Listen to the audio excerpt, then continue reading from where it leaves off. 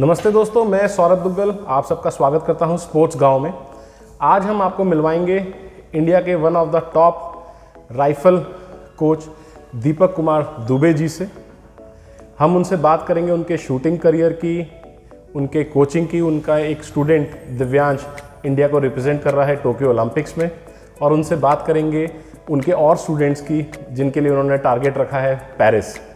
Sir, आपका स्वागत है स्पोर्ट्स गांव में। सर, इंटरव्यू स्टार्ट करने से पहले मैं आपको एक बात बताऊं कोच साहब के बारे में कि जब फर्स्ट वेव कोविड की स्टार्ट हुई थी तो पूरा कंप्लीट लॉकडाउन था, और एक सबसे बड़ा चैलेंज था हमारे इंडियन एथलीट्स के लिए जो टोक्यो के लिए तैयार कर रहे थे कि उनके पास इंफ्रास्ट्रक्चर की एक्सेसिबिलिटी नहीं थी, वो स्पोर्ट्स ट्रेनिंग नहीं कर पाते थे लॉकडाउन की वजह से। तब उन्होंने जो उनका अपना घर है जहां वो रहते हैं, अपने फ्लैट को मेकशिफ्ट अरेंजमेंट करके उसको शूटिंग रेंज में कन्वर्ट किया ताकि दिव्यांश जो है लाइव शूटिंग कर सके।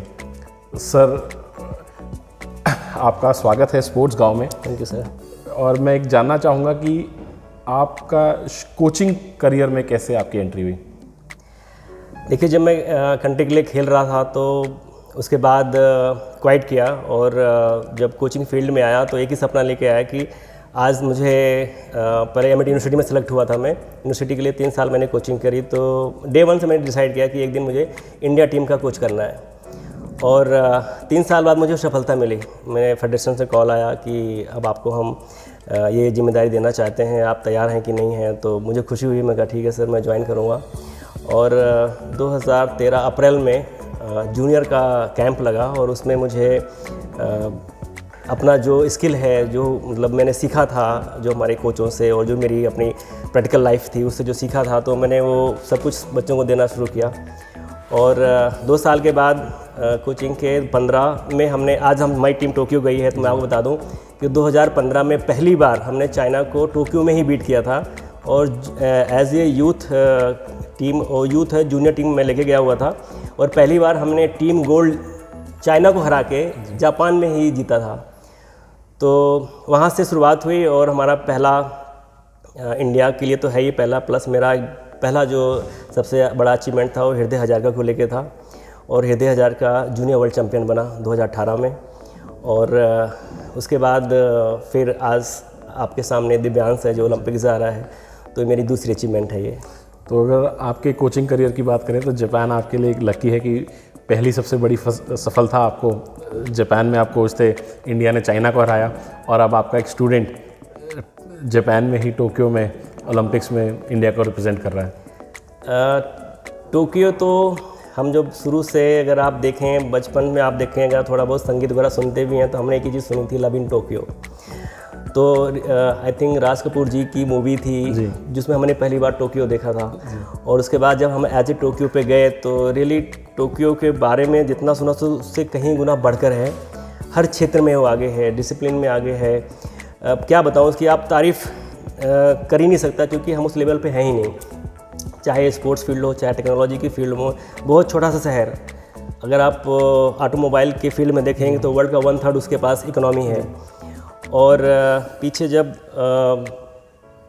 आपका सुनामी आया था तो उसका जो एयरपोर्ट बेस है टोक्यो का, वो पूरा समंदर में बना है, यानी plane take off and landing in समंदर के बीच में।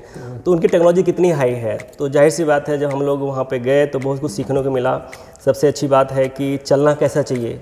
हमें कहीं डस्टबिन दिखाई नहीं, रोड जैसे लगता था कि घर का आंगन है, और इतना क्राउडेड भी होने के बाद भी कोई दूसरे को टच नहीं करता था। तो इंडिविजुअल की लाइफ का रिस्पेक्ट वहाँ बहुत ज़्यादा है।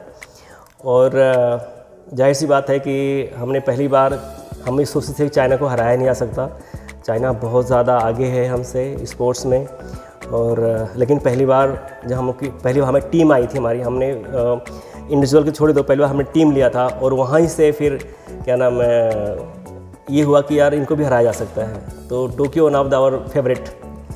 और अगर हम दिव्यांश की बात करें, वो आपके पास कब आपके कोचिंग उन्होंने ज्वाइन करी? 2016 में दिव्यांश आया था, और उसके बाद वो स्क्वाड में भी आया। फिर रेगुलर फिर हम एक दूसरे के साथ काम कर रहे हैं। तो फरीदाबाद में ही आपकी हाँ, ये फिर उसके बाद एक्चुअली मैं करनी सिंह में ही ट्रेन करता हूँ। वहाँ पे जूनियर का प्रोग्राम है, मैं साई के साथ संबंधित हूँ। उसके बाद लेकिन कई ऐसे अवसरों पे साई जैसे कैंप चल रहा है और कंपटीशंस हो रहे हैं, क्योंकि one of the best range, कई सारे इंटरनेशनल कंपटीशन इस रेंज पे हुए हैं और उसी की वजह से क्या है बहुत सारे शूटर्स पैदा भी हुए हैं। आप कहें से कि आपके दिल्ली एनसीआर और इवन यूपी, पंजाब, हरियाणा, राजस्थान, इन सारे शूटर्स यहाँ पे आते हैं कि उनको एक्सेस मिला, उनको ट्रेनिंग मिली वहाँ पे। तो कभी भी करनी सिंह फ्री नहीं रहती है और स्पेशली ट्रेनिंग टाइम पे जैसे मैच एडवांस हो गया और बच्चे का 3 दिन बाद मैच है, आज ट्रेनिंग ख़त्म हो गई, तो 3 दिन का जो उनके दिमाग में चलता था कि पता नहीं क्या होगा, लास्ट डे कैसे करूँगा, तो उसे करने के लिए फिर हमने सोचा कि छोटी सी यूनिट 2-3 लाइन का ऐसे रखें जिससे कि अपने बच्चे को या फिर कोई भी अगर आके चाहता है करना उस दौरान, तो ये छोटी सी तपस्या हमने खड़ी करी और चल रही है। ये सर ने बताया कि ये एक छोटी सी रेंज है, लेकिन ये वही रेंज है जहाँ पे दिव्यांश ने अपना ज़्यादा जो ट्रेनिंग करी और इस रेंज का नाम है तपस्या। तो सर आपने तपस्या कैसे आपके ध्यान में आया कि जो आप अपने नाम से भी एकेडमी रख सकते थे, लेकिन एक तपस्या वर्ड जो आपने तपस्या शूटिंग एकेडमी करी? देखिए, जीवन में हर कोई तपस्या करता ही है, हर चीज़ के लिए हमें तपस्या करनी है। इवन हमें खाना भी खाना है तो ग्रास लेके मुंह तक जाना है, वो तपस्या ही है। इसके पीछे क्या है, मैं थोड़ा स्पिरिचुअल हूँ और मैं अयोध्या से बिलोंग करता हूँ, तो मैं ज़्यादातर जो है उसी से कहानी से रिलेट करता हूँ। पंचवटी का नाम आपने सुना होगा। पंचवटी में लक्ष्मण जी का एक मंदिर है, तो वहाँ पे मैं गया हुआ था, नासिक में है ये, और बेसिकली मैं गया हुआ था त्र्यंबकेश्वर के दर्शन करने। तो वहाँ पे पंचवटी में मैं रुका, तो वहाँ पे मैंने जब मंदिर का भ्रमण कर रहा था, देख रहा था, तो मुझे वहाँ पे लक्ष्मण जी की स्टेचू मतलब कि मंदिर उनका बनाया गया था। और इवन अयोध्या में भी उनका कोई मंदिर नहीं है जहाँ पे लिखा हो कि लक्ष्मण मंदिर, ऐसा कहीं नहीं है। ऋषिकेश में उनके नाम पे झूला है, लक्ष्मण झूला तो है, लेकिन मंदिर ऐसा कहीं नहीं है। और वो समाधि में ऐसे बैठे हुए थे, तो मुझे विचार आया कि अगर तपस्या रामचरितमानस में जैसे हमने पढ़ते हैं, अगर हमने रामचंद्र जी की उनके जीवन से अगर हम कुछ सीख लेते हैं, तो सबसे बड़ी तपस्या तो लक्ष्मण जी ने करी थी। और तपस्या ये थी, चाहे वो राम जी के प्रति थी या उनके अपने प्रति थी, तो जाहिर सी बात है उनका सारा जीवन समर्पण था रामचंद्र जी के लिए। और उन्होंने जो घोर तपस्या कर दी थी, तो मुझे वहाँ से नामकरण किया गया। कल को कभी भविष्य में अगर मैं ऐसे ही कोई एकेडमी चलाता हूँ, रेंज खोलता हूँ, तो तपस्या मैं रखूँगा देश के लिए, कि ताकि मेरी तपस्या जो देश को समर्पित हो, वहाँ से शूटर्स निकलें, उनकी तपस्या जो है वो उनके जीवन में उज्जवल कामनाएं लाएं। बस। उस टाइम आप कितनी उम्र के थे दीपक जी? ज़्यादा नहीं, आई थिंक मैं मेरे हिसाब से 30-32 तक। तो उस टाइम आप एक्टिव शूटिंग कर रहे थे, कोचिंग में नहीं आए थे? नहीं, कोचिंग में नहीं था। मैं अभी भी एक्टिव शूटर ही हूँ, मुझे मौका मिलता है मैं शूटिंग करता भी हूँ और कभी कभी इन लोगों को सिखाने के लिए भी बताता हूँ कैसे करते हैं। और ऐसा चैलेंज था, मैं सिडनी में था, तो बहुत 50 मीटर की चल रही थी, जूनियर बच्चे थे, तो थोड़ा विंडी रेंज थी, वहाँ की विंड समझ में नहीं आ रही थी, कन्फ्यूज़ विंड थी। तो बच्चे बोलते सर हमसे हो नहीं रहा है, तो मैंने कहा अच्छा मैं सिखाता हूँ तुम्हें। तो किसी के जैकेट, किसी के राइफ़ल, किसी का सीलिंग लेके फिर वहाँ पे मैंने अभी तो डेसिमल का स्कोरिंग है, तो 103.2 एंड 102.9 2 सीरीज चला के मैंने दिखाया कि 10-10 शॉट की, 10-10 शॉट के, कि इस तरह से शूटिंग करते हैं। तो शूटिंग अगर आप एक बार सीख जाते हैं तो आपके जहन में होता है कि कैसे करना है। और जब आप बच्चों से बात करते हैं तो वो अपनी प्रॉब्लम बताते हैं, तो आप एनालाइज कर सकते हैं कि ये कहाँ मिस्टेक कर रहा है और उसको वो कनेक्ट कर पा रहा है कि नहीं कर पा रहा है। तो इसलिए बीच बीच में आपको शूटिंग करनी भी चाहिए, वो मेरे को जब भी मौका मिलता है मैं करता हूँ। दीपक जी खुद इंटरनेशनल शूटर रहे हैं, तो सर जब आप कोचिंग में आए तो कहीं कोई इस चीज़ की आपके जहन में थी कि जो मैं खुद एज अ शूटर अचीव नहीं कर पाया, तो मैं अपने स्टूडेंट्स को उस लेवल पे लेके जाऊं कि जो वर्ल्ड का टॉप मोस्ट लेवल है, ओलंपिक्स? यह सर होता है, क्योंकि आप जिस फील्ड में आप काम करते हैं, चाहे कोई सा भी फील्ड हो, अब मैंने स्पोर्ट्स सुना है तो मेरे लिए यही गोल होता है और हर दिन मैं अपना गोल सेट करता हूँ, ईयर का गोल सेट करता हूँ। और जब मैं इस फील्ड में आया तो जाहिर सी बात है कि मैं भी उसी इवेंट में बिंद्रा जी के साथ खेल रहा था and he got the Olympic quota. तो ये हुआ कि यार हमसे छूट गया, 2008 बीजिंग ओलंपिक्स, बीजिंग ओलंपिक जो उन्होंने देश के लिए मेडल लेके आया। तो वहीं सोचा था कि चलो ठीक है, अगर मेरे हो सकता है कि मेरे में कुछ कमियां रही या मुझे प्रॉपर तैयारी नहीं मिल पाई, तो कोई बात, कल को अगर मैं सेकंड अपना कैरियर शुरू करता हूं तो उसमें मैं ज़रूर एक ओलंपियन करना चाहूँगा। और मेरे एक दोस्त हैं, उनसे भी हमने प्रॉमिस किया कि जब भी आप उसमें उतरो तो ये मेक श्योर करो कि देश प्रथम, यहाँ पे नहीं करो कि किसी बच्चे को आप फेवरेट करो, किसी का ना करो। तो हमने कहा ठीक है, इस पे हम काम करेंगे। और जब मुझे मौका मिला तो आज इस तपस्या का पहला ओलंपियन टोक्यो में है, तो ये मेरे लिए भी और देश के लिए भी गर्व की बात है। अभी टोक्यो ओलंपिक से पहले जो बड़ा कोचिंग कैंप लगा वो क्रोएशिया में लगा, ज़ाग्रेब में। तो वहाँ से सर जब आप वापस आए अपना कोचिंग कैंप अटेंड करके, तो आपने जब रेंज में आए तो यहाँ लिखा पेरिस 1103 डेज टू गो, तो ये आपने नेक्स्ट टारगेट सेट कर दिया सर? क्योंकि सर अभी जो ओलंपिक होता है उसका एक शेड्यूल होता है और वो शेड्यूल अगस्त जुलाई के मिड में होता है, इसी डेट में होता है। अभी तक जो हमने पिछले 5-7 ओलंपिक्स का जो डेट्स हमने सर्वे किया है, जो उसमें हमें मिला है, तो अब चूँकि टोक्यो गोइंग टू हैपन, तो उसमें एंड तो नहीं करना है। उसमें फिर मैंने एक चैलेंज लिया कि इस बार तपस्या से एक बच्चा गया है और अगली बार मुझे 3 तपस्वी तैयार करने हैं। तो इसीलिए मैंने आते साथ ही जो हमारे बच्चे अभी आ रहे हैं रेंज पे, उनके साथ बात भी करी। तो जाहिर सी बात है, ये बात मैं दिव्यांश से पहले करके आया हूँ कि हमें पेरिस चाहिए। और आखिर बच्चों से भी हमने वही बात करी कि prepare for the Paris. And how many years मैंने नहीं पूछा, how many days, everybody talking about the years. मैंने कहा मुझे डेज बताइए, तो कैलकुलेशन बच्चों ने करके बताया कि इतने डेज हैं, राइट डाउन। क्योंकि ये तो एकदम ही कैलकुलेट हो जाएगा कि 2021 से 24 में तो 3 साल के बाद। तो कॉन्सेप्ट यही है कि अगर जब आपके पास गोल होता है देन यू स्टार्ट वर्किंग। अभी हमारे पास गोल था कि टोक्यो, वो हमने गोल सक्सेस किया और अब उसका रिजल्ट आना बाकी है। लेकिन रिजल्ट जो भी आए वो आपके मेहनत के अनुसार आएगा ही। मेन ये है कि आपका अगला टास्क क्या है। तो अगला टास्क पेरिस है और उम्मीद है कि देश को कई सारे तपस्वी मिलेंगे। और अगर हम अभी सिर्फ एक दिव्यांश की बात करें, तो दिव्यांश जब यहाँ आया आपके पास फरीदाबाद, तो आपने बताया कि उसने पहले जब बात हो रही थी हमारी कि आपको रात को फ़ोन किया कि मैं आना चाहता हूँ जयपुर से, तो उसके बारे में वो कहानी अगर थोड़ी बताएं। जैसे हर बच्चे होते हैं वैसे दिव्यांश ही है और थोड़ा चंचल भी है, नटखट भी है। और मैं कहता हूँ उसमें बहुत ज़्यादा एनर्जी भी होती है, हर बच्चे को होना चाहिए। जो सीधा साधा बच्चे हैं उनको भी शरारत करनी चाहिए, क्योंकि आपकी एनर्जी जो फ्लो होती है एक्टिव में आप तभी रहेंगे आप जब आपके पास एनर्जी है। एनर्जी नहीं है तो आप डल हो जाएंगे। दिव्यांश का कॉल आया, शायद उस टाइम पबजी का बड़ा क्रेज़ था इंडिया में और he is the master of PUBG. तो पेरेंट्स ने भी बोलते थे कि बंद करो, पढ़ाई नहीं करता, ऐसा नहीं करता।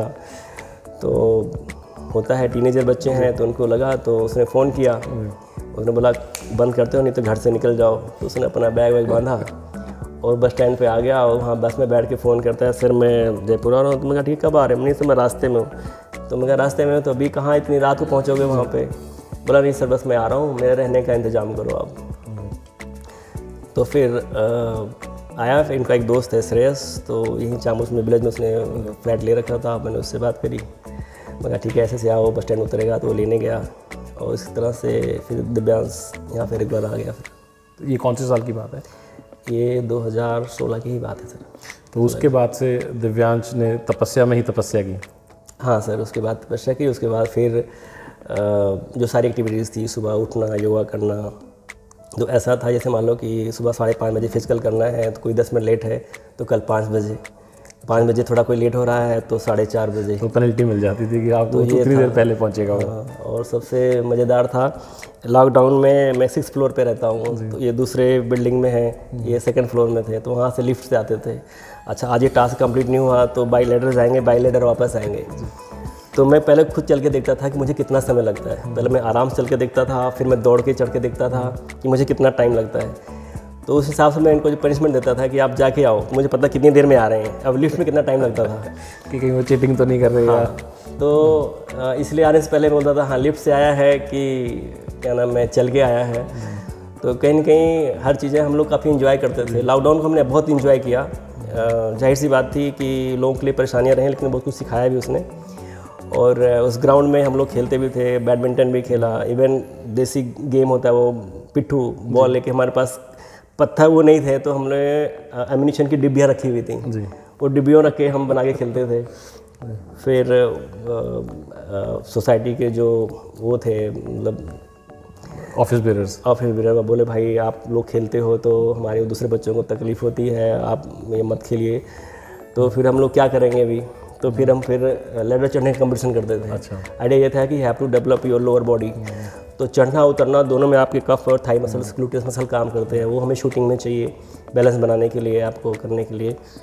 तो इस तरह से डेली कोई ना कोई एक्टिविटीज़ करते थे और इन्जॉयमेंट लेते थे। कंपटीशन कराया था बच्चे में कि जो अच्छा करेगा तो उससे बीट करना है, और जो भी दौड़ के भी नहीं आएगा तो उसका हौसला अफजाई करना है कि तुमने कंप्लीट किया, ये बड़ी बात है। तो और आपने लॉकडाउन में अपने फ्लैट को भी शूटिंग रेंज में कन्वर्ट किया। हाँ सर, बहुत इंटरेस्टिंग था वो, क्योंकि बाहर निकल नहीं सकते और शूटिंग करानी थी आप 1 2 3 दिन 4 दिन हफ्ते, और जब आपके पास कोई स्टारडम खिलाड़ी है तो वो मायूस ना हो जाए। तो पहले तो मैंने कपबोर्ड का उसमें रुई भर के रखा, उनको बोला 10-10 पैलेट चलाओ, फिर थोड़ा बहुत जब तक आप ट्रेनिंग नहीं करोगे, फिर नहीं लगोगे तो इंटरेस्ट डेवलप नहीं होता, क्योंकि अभी उतना पेशेंस नहीं है बच्चों में, उनको इमीडिएटली हर चीज़ लाइव चाहिए, वो पेशेंस नहीं रख पाते हैं। तो कुछ दिन कराया, 1 हफ्ते 10 दिन, तो फिर मैं फ्लैट मेजर करने लगा कि कहाँ मैं थोड़ा दूरी बढ़ा सकता हूँ। जो पहले टारगेट लगाया था वो 7 मीटर से ज़्यादा कोई बढ़ नहीं रहा था। फिर एक दिन ऐसे रात को उठा 3 बजे, तो मेरा अचानक ध्यान आया कि मेरा एक 2 रूम आमने सामने है, यहाँ पे नाप के देखता हूँ। फिर रात को मैं इंटी टेप से नापा, तो यार यहाँ तो बात बन सकती है। फिर मैं कहा चलो सुबह उनको बुलाएंगे, भाई टारगेट यहाँ पे लगाते हैं। तो मिनिमम जो आपको डिस्टेंस चाहिए होता है 10 मीटर, तो हाँ 10 मीटर के मिल रहा था। फिर मुझे पीछे खड़े होने की जगह नहीं मिली थी, शूटर को खड़े हुई जगह नहीं मिली थी। फिर दिमाग आया कि उसके साथ कपबोर्ड था, तो हमने कपबोर्ड खोल दिया, अगर कपबोर्ड में फिट कर देंगे तो शायद पीछे खड़े की जगह मिल जाएगी। तो कपबोर्ड ओपन किया, और फिर सबसे बड़ा चैलेंज था कि रेंज से वो मशीन लेके जाना, कि बाहर हमारे सोसाइटी में भी गार्ड हैं, और प्लस जो हमारे कंप्लीट लॉकडाउन था। तो बहुत रिक्वेस्ट करके और रात के 4 बजे हम आए, और यहाँ से अभी ये सिस्टम उखाड़ना बहुत आसान नहीं था, ईजी नहीं था, पता नहीं था कौन तार कहाँ कैसे है। फिर मैं, दिव्यांश, श्रेयस, सबका चैलेंज था, विवेक, अंशुर, 4 ये बच्चे थे, सबने उखाड़े यहाँ से लेके गए। और उसके बाद जब रेंज पहुँचे तब टांगे कैसे इसको, ना हमारे पास ड्रिल मशीन, ना हमारे पास हैमर, सब कुछ यहाँ पर दोबारा यहाँ आ नहीं सकते थे, बहुत चैलेंजिंग था। तो बस जैसे तैसे निपटाया। फिर लाइट पूरी नहीं मिल रही थी, तो इस कमरे की लाइट निकाल के, उस कमरे किचन की लाइट निकाल के वहाँ पे, और डबल टेप से चिपकाया था। तो बाद में ऐसा होता था कुछ दिन में वो टेप सूख गई, वो गिरने लग जाए। काफ़ी चैलेंजेस थे, लेकिन फिर हमने, ये होता है कि जैसे आप कुछ करना चाहते हैं तो जो चैलेंजेस है आपको सपोर्ट करने लग जाते हैं। तो आपकी फैमिली भी उसी फ्लैट में? नहीं, तो मैं अकेला ही था, वो सब लोग घर पे ही थे, अयोध्या में ही थे, और मैं अकेला ही था। और इस टाइम फिर वो उसके बाद सारे आते थे, पूरा दिन हमारा अच्छे से निकलता था। परिवार का भी बचाव हो गया, नहीं तो उन्होंने पूरी शूटिंग वहीं रह रहे हैं और वहीं सारा दिन शूटिंग ही चलनी है, तो उसकी नहीं, वो तो सिक्योरिटी और सेफ्टी रखना पड़ता है कि जब कोई शूटर शूट कर रहा है तो वी कैन कॉल कि अभी आप रुक जाओ, हमें क्रॉस करना है, या फिर वो सीधा बोलते था कि अभी कोई नहीं आना है, तो अब वो होल्डिंग करते थे। तो एक आदमी, जैसे 4 थे, जैसे आपका 3 BHK है, तो 2 बेडरूम में तो दोनों बेडरूम को रेंज में कन्वर्ट कर दिया, तो फिर तो उनको एक कमरे में ही बंद करके रहना पड़ता। नहीं, अब वो लोग उस टाइम यहाँ पे थे नहीं, तो आसानी थी, और रहते भी तो अगर मुझे कदम लेना पड़ता तो कोई नहीं, वो सपोर्टिव है, क्योंकि शुरू से क्रिएटिव करना अच्छा लगता है। और दिव्यांश की अगर आप स्ट्रेंथ की बात करें तो एज अ कोच आप में उसे बाकी बच्चों से अलग क्या देखते हैं? टैलेंट तो हर बच्चे में होता है। अगर कोई ये कहे कि कंपेयर किसी बच्चे को नहीं करना चाहिए, कौन बच्चा कब क्लिक कर जाए, दिव्यांश वही लड़का है जिसको बाकी और ने ऑब्जर्व किया कि ये नहीं कर सकता है। ये हो गया कि आप की इच्छा शक्ति क्या है काम करने की, डिटर्मिनेशन क्या है आपका। तो दिव्यांश ने जो घर से निकला तो सोच के निकला था मैं कुछ करके ही लौटूंगा, और उसके सिर्फ 2 शब्दों में मुझे पता लग गया था कि it means he had plan something. यहाँ आने the बाद आप बिलीव नहीं करोगे, 3 बजे वो लैंड करता है यहाँ पे, और 5 बजे योगा के लिए आता है। तो ये डिटर्मिनेशन था, एंड माइंड का जो उसका कंट्रोल है, इज़ चैम्प्स ऑफ माइंड, और पूरा कंट्रोल रखता है। Is always is the difference. अगर वो लेन पे है तो दुनिया में और कौन है उसको पता नहीं है, लेन के बाहर है तो शूटिंग क्या करती है, मुझे क्या करना है। So this is the quality he have. And तो उसने मतलब ऑन एंड ऑफ फील्ड दोनों में एक बैलेंस बनाया हुआ है और वो पूरा फोकस्ड है। यस, और ऐसा होना चाहिए। अगर आपकी लाइफ में थोड़ा सा हंसी खुशी नहीं है, जनरली हम क्या करते हैं, कट ऑफ कर लेते हैं, किसी से बात नहीं करते हैं, क्यों मेरा कहीं डिस्टर्ब ना हो जाए। तो वो ऐसा नहीं है, ये टॉक बात करेगा, मस्ती करेगा अपने यार दोस्तों के साथ में, और उसके बाद जब वो लेन पे आता है तो फिर कोई यार दोस्ती नहीं होती, तो वो उसका वेपन, उसका टारगेट। और जब शुरू में जो दिव्यांश का जो पोस्चर है वो नॉर्मल शूटर से थोड़ा अलग है, तो उस टाइम आपको थोड़ी सी कुछ मुश्किलों का सामना करना पड़ा दिव्यांश को ट्रेनिंग कराने में, मोटिवेट कराने में, कि जब ऑलमोस्ट सब लोगों ने कहना शुरू कर दिया था स्क्वाड में कि ये भाई शूटिंग के लिए बना ही नहीं है। जो हमने सीखा था ये कि शूटिंग इज़ माइंड गेम है, और अभी भी हम ये बोलते हैं माइंड गेम है, और कुछ परसेंटेज आपका है जो आप टेक्निकल एंड आपका फिजिकल अपीयरेंस है। शूटिंग के लिए ज़्यादा फिजिकली इतना होना वो माने नहीं रखता है, लेकिन जब आप हाई लेवल पर आप खेल रहे हैं तो जाहिर सी बात है साइंटिफिक रीजन से आपको तैयार होना होता है। उसकी पोजीशन चैलेंजिंग है, अभी भी चैलेंजिंग है। आज पूरा जब शूटिंग करता है तो अच्छे कोच, अच्छे यूनिवर्सिटी के और साइंटिफिक तरीके वाले पीछे बैठ कर उसका वीडियो बनाते हैं कि वो ऐसा कैसे कर रहा है। चूँकि दिव्यांश की हाइट ज़्यादा है और लगभग कितनी हाइट है? 6 फुट के आसपास है, एंड इस ग्रोइंग स्टेज में हर कोई बच्चा डेवलप करता है, तो उसकी बोन्स काफ़ी ज़्यादा डेवलप हुए एक नॉर्मल बच्चे के हिसाब से। और उस टाइम जब यूथ में था और सडनली पोस्चर चेंज हो रहा था, मतलब डेवलपमेंट हो रहा था, और कंपटीशन नियर बाई था, तो उसमें हमें वर्क करने का टाइम नहीं मिल पा रहा था कैसे उसको शट आउट करें। तो अब ये हुआ कि इस कंपटीशन में देखते हैं, अगर इसमें उसके बाद फिर इस पे काम करेंगे। ये कौन से साल की बात है सर? ये 17 की बात है। अच्छा 17 की। तो उस टाइम दिव्यांश 15-16 साल का था। हाँ जी। तो उसमें क्या होता है कि जिसका जो प्रीवियस जहाँ स्टार्ट किया था, जहाँ शुरू किया था, तो वहाँ पे दिक्कत ये थी कि जो कोच ने वहाँ पे कराया, जो डेवलप किया, फिर बच्चा ने अपने से भी डेवलप किया, तो आने के बाद में वो कंट्रोल और करने के लिए मुझे टाइम चाहिए था, लेकिन सडनली कंपटीशन इतने थे कि वो टाइम नहीं मिला।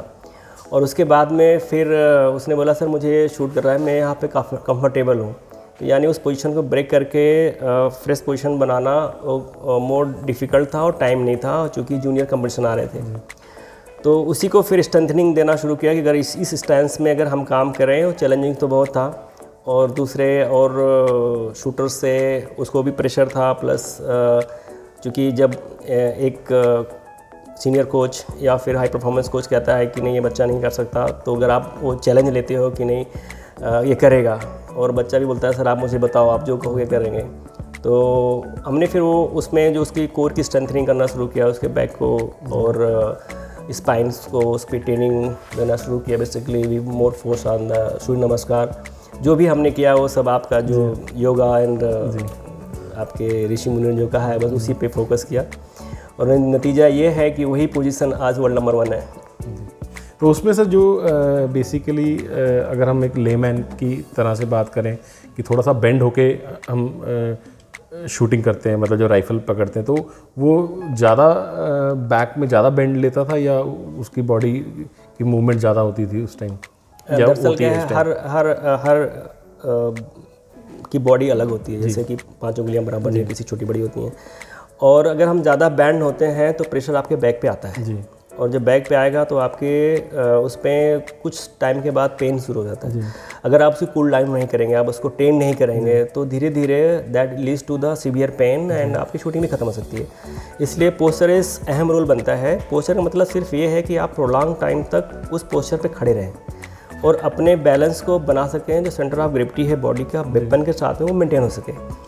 और दिव्यांश उस पोजीशन में बोलता है मुझे यहाँ पे लॉक होता है, मेरे को यहाँ पे अच्छा लगता है, मुझे कोई पेन नहीं होता। तो वो पोजीशन सर नॉर्मल शूटर से ज़्यादा बेंड होती वो है? थोड़ा कर्व है उसका, थोड़ा सा कर्व है, because he is sinking to get that curve lock, the hip lock, और उस बॉडी का जो कम्बिनेशन उसका बनता है वहाँ पे आके रुकता है और वहाँ पे वो स्ट्रांग होता है। जाहिर सी बात है किसी और के लिए ये पॉसिबल नहीं होगा। अब उसकी हाइट की वजह से अब फिर थोड़ा सा वाइड एंगल फुट करके बोला सर मुझे यहाँ पे कंफर्टेबल है, तो मैं कंफर्टेबल तो है लेकिन प्रोलॉन्ग नहीं चले। बोला आप मुझे टास्क बताओ, आप मुझे काम करने दो, मैं आपको दे रहा हूँ तो आप उसकी फ़िक्र मत करो। और उसके बाद फिर मेरा ये काम था कि उसके बैक को सपोर्ट करना। और अभी आप जब उसकी शूटिंग के बाद जब भी वो खड़ा होता है, is tact tall and handsome like, so you can say कि ही इसको ऐसा पोस्चर ऐसा भी है। तो जो पोजीशन को एक तरीके से रिजेक्ट किया था आपने, उसी पोजीशन में उसको स्ट्रेंथनिंग की ताकि वो उस पोजीशन से वो कॉन्टिन्यूटी में अपनी ट्रेनिंग करता रहे। और जाहिर सी बात है कि आप, एक कहावत है तुलसीदास ने कहा, करत करत अभ्यास से जड़मत हुए सुजान। आप किसी एक चीज़ को बार बार करने से आप उसमें आपको सफलता मिल जाती है, बशर्ते कि वो रास्ता सेम ही हो।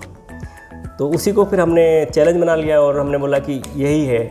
और जब वो चीज़ वर्ल्ड नंबर 1 है तो दुनिया ने देखा, आज जब भी वो शूट करता है तो कम से कम उसके 15-20 कैमरे उसके पास रहते हैं, लोग एनालाइज करते हैं हाउ इज़ डूइंग, हाउ करता है, उसको बोला कोई फ़र्क नहीं पड़ता। तो जो मतलब साइंटिफिक जो स्टडीज़ हैं या साइंटिस्ट जो शूटिंग में रिसर्च कर रहे हैं, तो उनका रहता है कि इस पोस्चर पे वो कैसे वर्ल्ड नंबर 1 बन रहा है। यस, जाहिर सी बात है कि एवरीबडी स्टडिंग एंड, और सही बात है कोई भी चीज़ साइंस के बिना नहीं चल सकती। कुछ हर चीज़ में साइंस होता है, अगर हम चल भी रहे हैं तो भी साइंस है कि how to you maintain the balance. लेकिन जब उसमें उस पोजीशन में मुझे ग्रेविटी मेरी मिल रही है, मेरा बैलेंस अच्छा आ रहा है, मेरा क्या नाम सिर्फ क्या है थोड़ा हल्का सा बैंड है, बट मुझे जो चाहिए जिस काम के लिए मैं कर रहा हूँ उसमें मेरा 100% है, तो वो इग्नोर किया हमने। और उसको कैसे स्ट्रेंथनिंग करनी है, जो उसके प्रॉब्लम एरिया था, लाइक कि he will get the back ache soon and posture will turns to might be his leave the shooting also, वो नहीं हुआ। तो अगर आपने कोई चीज़ थोड़ा सा आपकी कमी है तो कहीं कि आपका स्ट्रेंथ भी है, वो हमने उसी पोजीशन को स्ट्रेंथनिंग की और कर रहे हैं और करते रहेंगे। और सर दिव्यांश इस टाइम 19 साल का है सिर्फ, तो एक इस लेवल की सीरियस शूटिंग करना, और इस उम्र में बच्चे चंचल भी होते हैं, कहीं और जगह डिस्ट्रैक्शंस भी रहती हैं, तो वो आपके लिए एक किस तरह से चैलेंज रहता था कि वो शूटिंग पे ही फोकस रखें और इतना भी फोकस ना रहे कि वो बोर भी हो जाएं उससे? ये थोड़ी स्ट्रेटजी अपनानी पड़ती है। अगर आपको पतंग बहुत ऊपर उड़ाना है तो आपको ढील भी देना पड़ेगा, अगर आप टाइट भी रखेंगे तो पतंग बहुत पहले कट जाती है जी। तो ऐसा है, कई चीज़ें इग्नोर भी करनी पड़ती हैं और उनका विश्वास बढ़ाना भी पड़ता है, कई चीज़ें उसी चीज़ को एक दूसरे तरीके से समझाना भी पड़ता है। एंड सिर्फ क्या है कि अगर वो कन्विंस हो जाते हैं तो चाहे अगर उनकी लाइफ में वो चीज़ अच्छी नहीं है तो तुरंत छोड़ देते हैं, और या फिर कोई चीज़ अच्छी है उसको करना चाहते हैं तो अडॉप्ट भी जल्दी कर लेते हैं। तो आप किस तरीके से उस चीज़ को समझा पा रहे हैं, और अब मेरा काम है कि उसको उन तक पहुंचना, उनके दिमाग तक पहुंचना कि हाँ ये चीज़ है, ये तुम्हारे लिए अच्छा है और इसको करोगे तो यू विल बेनिफिट। सर आप अपने रूट्स के साथ जुड़े हुए हैं, ट्रेडिशन का बड़ा ध्यान रखते हैं, ओल्ड स्कूल को फॉलो करते हैं। ये चीज़ मैंने तपस्या में भी देखी कि सारे एक गुरु शिष्य वाला जो गुरुकुल का ट्रेडिशन है वो भी यहाँ पे पूरा कायम है। तो जो आपके स्टूडेंट्स हैं या दिव्यांश भी आपके जब अंडर आया तो कहीं ना कहीं रिचुअल्स या एक ट्रेडिशन को उसने भी अपनाया? जब आप दूसरे को रिस्पेक्ट देते हैं, उसने मुझे देखा, हमारे कोच जैसे चंदेल सर हमारे कोच हुआ करते थे, जब भी हम मिलते हैं जितने सीनियर हम उनके पैर छूते हैं, हमें शर्म नहीं है पैर छूने में। और इसका साइंटिफिक रीज़न अगर आप देखें तो जब आप बो करते हैं, जब आप झुकते हैं, और ये बो का सबसे बड़ा एग्जाम्पल अगर आप मिलेगा तो आपको टोक्यो में मिलेगा। Japanese are, if you are doing any damn crime, अगर आप झुक जाते हैं तो जितना आप झुकते हैं उतना आप क्राइम माफ हो जाता है।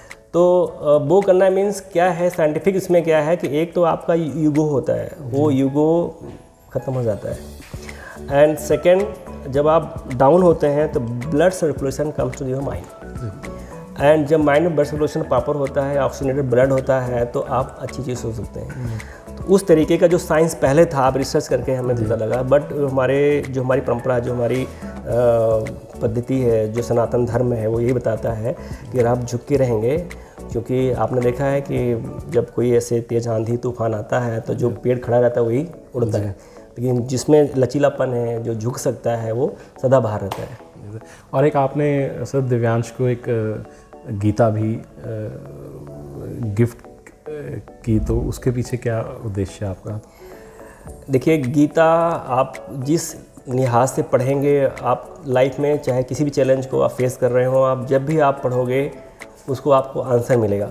चाहे किसी फील्ड में हो आप, किसी भी क्षेत्र में हो आप, अगर आप गीता पढ़ते हैं तो उसके जो प्रश्नोत्तर हैं, वो जो अर्जुन को माध्यम बनाया गया है और जिस तरीके से श्री कृष्ण ने उसको एक्सप्लेन किया है, तो आप किसी भी फील्ड में हो, अगर आप अर्जुन बनते हैं और वो प्रश्न पूछते हैं तो आपको वहाँ हर चीज़ का आंसर मिलता है।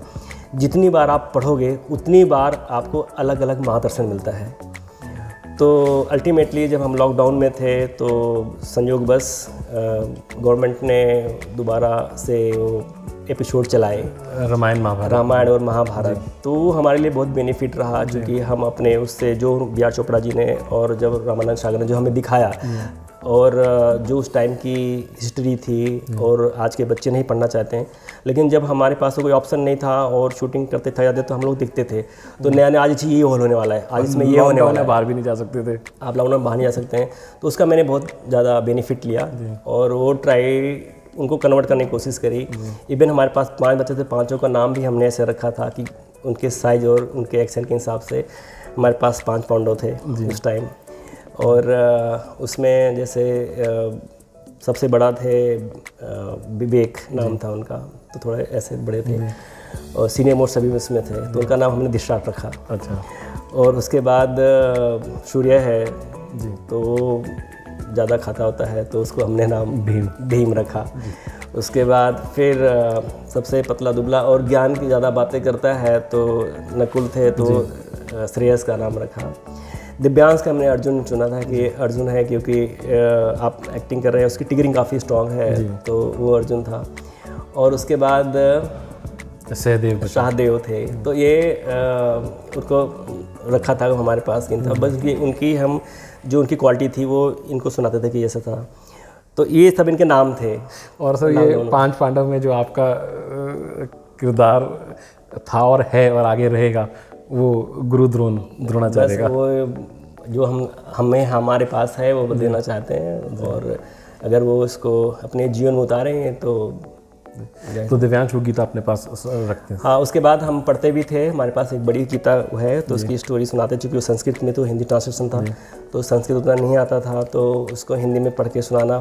फिर उसके बाद जब एपिसोड चलने शुरू हो गए तो यूट्यूब पे देखना ये सब आसान हो गया, और हमारी लैंग्वेज भी शुरू हो गई, भ्राताश्री बड़े ऐसे, तो रिस्पेक्ट की वो भी आपस में इनके होता था। और फिर तो ये एक तरीके से अपने आप को उसी किरदार में जीने लग गए और हाँ, वैसे बनने की ही कोशिश करने लगे। अगर आप किसी को कुछ कराना है, मैंने एक स्टोरी सुनाई थी मुझे, कुमार विश्वास जी ने एक उनके यूट्यूब चैनल पे हमने पढ़ा था, तो उन्हें एक स्टोरी सुनाई थी। अगर आप उनके एक बहुत बड़े धर्मात्मा हुए, पहले तो टीचर थे वो, तो वो जो है एक ऋषि का किरदार कर रहे थे, और लास्ट डे जब उनका 12-15 दिन का कुछ एपिसोड था, और करते करते लास्ट डे वो अपने घर बोल के आए कि अब मैं नहीं लौटूंगा।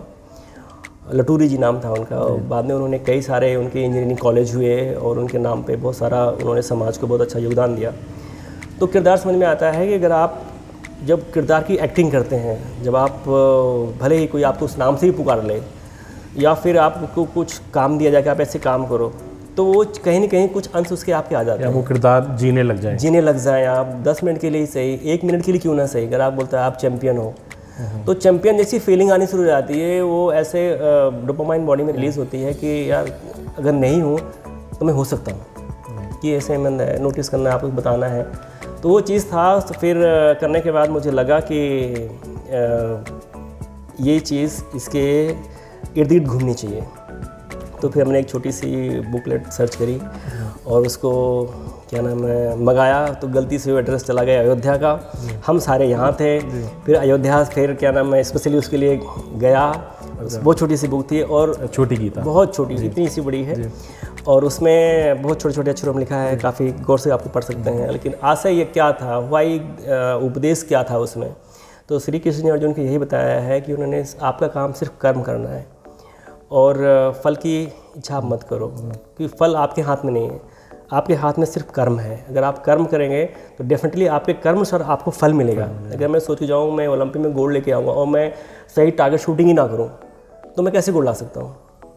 तो उसको समझाने का मतलब यही था और उसको रखने का मतलब यही था कि when ever you open your box, मतलब जो अपना राइफल केस आप खोलते हैं, वेपन बॉक्स है, हाँ वेपन बॉक्स अगर खेलते हैं तो खेलने के साथ में राइफल उठाएंगे तो उसके पहले आपको गीता दिखेगी और उसका मकसद उठा के जाना है कि उसको उठाने से पहले देखना है। एंड जब आप उसको आप साथ करोगे तो सारी कहानी पीछे रिलेट हो जाती है, क्योंकि जैसे ब्रेन क्या करता है, ब्रेन केवल इमेज रीड करता है। आपको हमें बताओ कि A B C D तो हमें नहीं समझ में आएगा, लेकिन A कैसे बनता है वो समझ में आता है, वो आप इमेज से वो एकदम रिकॉल कर लेते हो। तो जैसे वो देखेगा तो उसको रिकॉल, मुझे प्रोसेस फॉलो करना है, मुझे सिर्फ अपना काम करना है। और यही रीज़न रहा कि दिव्यांश जब भी इस कंपटीशन में गया and he perform well. Sir आपके तपस्या में इस टाइम जो है इंडिया में अलग अलग स्टेट से आ रहे हैं, वेस्ट बंगाल से है, यूपी से है, हरियाणा से है, तो जब वो यहाँ पे आके ट्रेनिंग करते हैं तो फिर आसपास उनका रहने का यहीं पे आसपास लोकेलिटी में ही कुछ अरेंजमेंट कर दिया जाता है सर? अब आसपास अच्छे होटल भी हैं और प्लस चूँकि बच्चे हैं तो हमको ये गाइड करते हैं, यहाँ पे सिंगल रूम का भी जनता फ्लैट बोलते हैं उसको, और वहाँ पे फैसिलिटी ठीक है। तो कोई बच्चा 1 महीने के लिए आ रहा है, कोई 10 दिन के लिए आ रहा है, या फिर कोई पूरे साल यहाँ पे रह के कर रहा है, तो इकोनॉमिक भी पड़ जाता है, चूँकि ये एरिया थोड़ा सा पॉश एरिया है और थोड़ा चीज़ महंगी है, तो उस हिसाब से है। लेकिन क्या है कि उनकी अप्रोचेबल रेंज है, वॉकेबल डिस्टेंस पे है, और उनके टाइम बाउंड कोई नहीं है कि कब खुलना कब बंद करना, जब किसी बच्चा करना चाहता है कि इसे ओपन। तो मेन ये है कि फैसिलिटी है और कोई रुकावट नहीं है, जब भी वो चाहें ट्रेनिंग कर सकते हैं।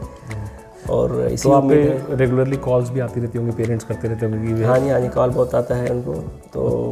तो कभी आपको सर कुछ टाइम के लिए कहना पड़ता है कि अभी रेंज, क्योंकि 7 पुलिस है, कि थोड़े दिन रुक जाइए या थोड़े दिन बाद आ जाइएगा? हाँ जी, ये कहना पड़ता है क्योंकि मुझे लगता है कि शायद मुझे थोड़ी बड़ी और बच्चों की मैं सहायता कर सकूँ, लेकिन अब कम है तो हम थोड़ा टाइम स्लॉट बना दिए हैं 2-2 घंटे का।